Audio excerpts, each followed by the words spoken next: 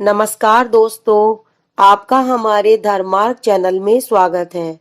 पुरुषोत्तम मास महात्म्य द्वितीय अध्याय। सूत जी कहने लगे, हे ऋषियों, श्री सुखदेव जी को राजा परीक्षित को श्रीमद् भागवत की कथा सुनाते हुए देखकर आया हूँ।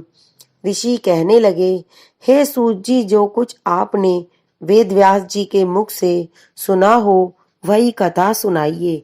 सूत जी बोले, हे ऋषियों, जैसा मुझ में ज्ञान है और मैंने व्यास जी के मुख से सुना है, मैं तुमसे कहता हूँ।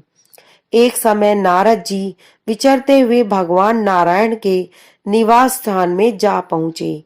वहां पर भगवान के चरणों में अलकनंदा बह रही थी।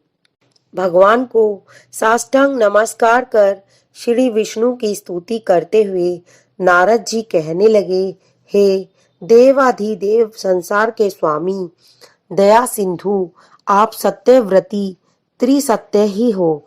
सत्य के सार रूप, सत्य से ही उत्पन्न हो और सत्य योनि हो, आपको नमस्कार है।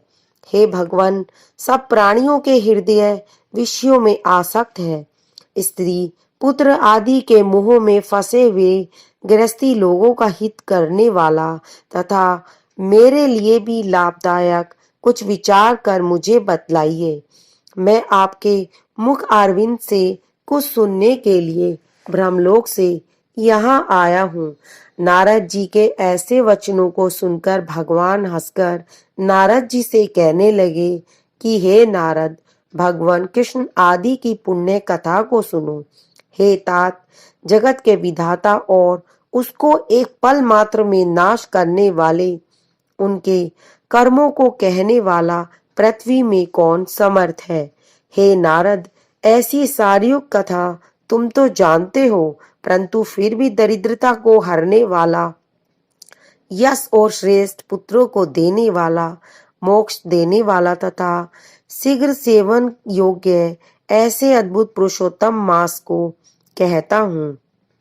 नारद जी कहने लगे कि हे प्रभु, स्वामियों सहित मैंने चैत्र आदि मास तो सुने हैं, परंतु उनमें पुरुषोत्तम मास नहीं सुना। यह पुरुषोत्तम कौन सा मास है और यह कैसे हुआ? हे कृपया निधे, यह सब आप मुझसे कहिए। इस मास का स्वरूप और विधान मुझसे कहिए।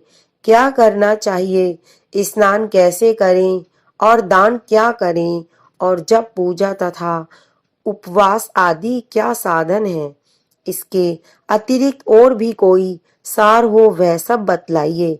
सूत जी कहने लगे, हे ऋषियों, नारद जी के ऐसे जनहितकारक वचनों को सुनकर भगवान चंद्रमा के समान शीतल और शांति देने वाले वचन बोले।